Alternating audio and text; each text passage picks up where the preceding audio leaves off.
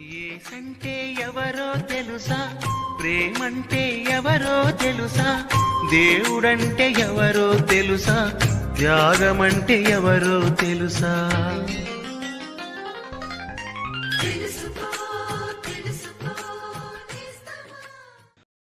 ప్రభువైన యేసుక్రీస్తు అతి శ్రేష్టమైన నామంలో మీకు వందనములు. పరిశుద్ధ గ్రంథమైన బైబిల్ నందు యోహాను సువార్త 17వ అధ్యాయము 5వ వచనంలో మనం ఈ విధముగా చదువుచున్నాము.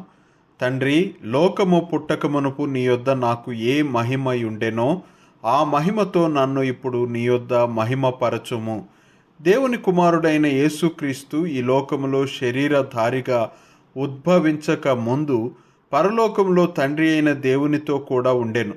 ఎప్పుడైతే ఆయన శరీరధారి అయ్యాడో అప్పుడు తన దైవత్వమును మనుష్యునిగా వెల్లడించలేదు గాని ఆయన సంకల్పములు కార్యముల ద్వారా ఆయన దైవత్వము తేటగా ప్రకటించబడినది.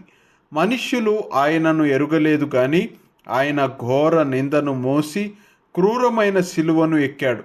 ఈ శిలువ మరణము ద్వారా తండ్రి అయిన దేవునికి మహిమ కలిగినది. తండ్రి ప్రభు అయిన యేసును మృతులలో నుండి లేపుట ద్వారా మహిమపరిచాడు. శిష్యుల కనులెదుట పరలోకమునకు ఆరోహణమైనప్పుడు కూడా మహిమపరచబడ్డాడు. లోకము పుట్టక మునుపు ప్రభు ఏ మహిమనైతే కలిగి ఉన్నాడో అట్టి మహిమను తిరిగి పరలోకములో ఆయన పొందాడు. తిరిగి ఆయన ఏలబోవుటకు వచ్చినప్పుడు సమస్త మానవాళి ఎదుట మహిమ పొందుతాడు.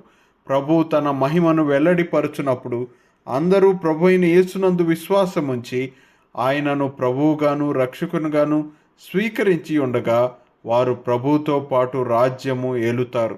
ప్రభు అయిన యేసునందు విశ్వాసముంచుట ద్వారా మీరు కూడా రక్షణ పొంది ఆయనతో పాటు మహిమ పొందునట్లుగా మీ పట్ల మేము దేవునికి చేయు ప్రార్థన అయి ఉన్నది.